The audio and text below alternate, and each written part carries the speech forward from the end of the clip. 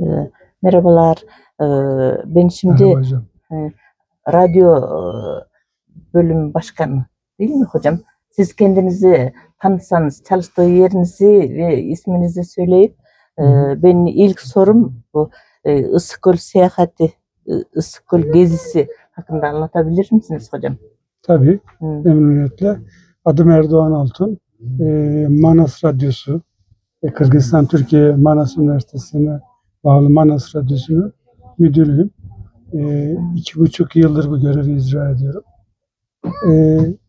2,5 yıldır Kırgızistan'a geldiğimden beri Bişkek'in dışında çok çıkamamıştım.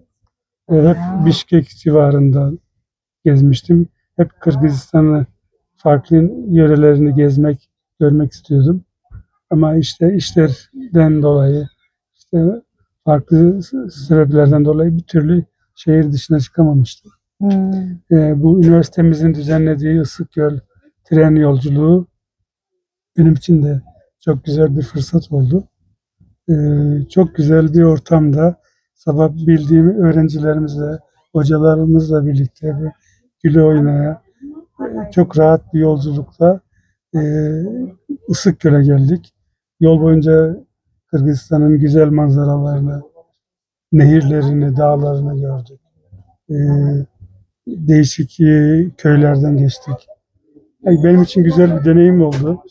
Issıkgöl'de bir deniz havası aldık. Evet. Güzel bir konser dinledik. Issıkgöl Balıkçı Şehri'nin okulu, Kültür Derneği'nin ve Manas Üniversitesi'nin Güzel Sanatlar Fakültesi'nin öğrencileri ve hocalarının hep birlikte ortaya koydukları çok güzel bir konser dinledik. Eğlendik, gezdik deniz kenarında. Deniz diyorum çünkü hani Issıkgöl ama bir deniz gibi.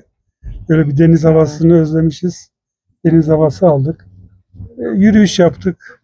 Şimdi akşam vakti işte trene bindik, dönüyoruz.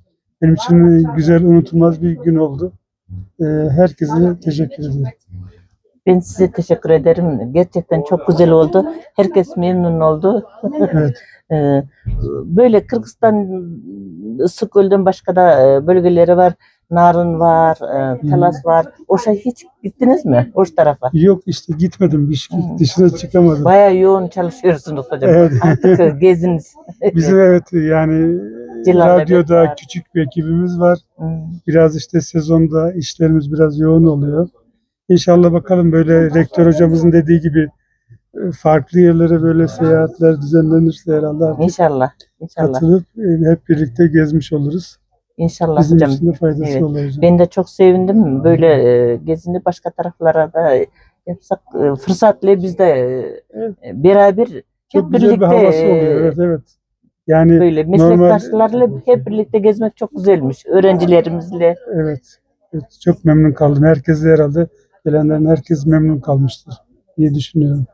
Çok sağ olunuz. Teşekkür ederim Siz de hocam. sağ olun hocam. Teşekkür ederim.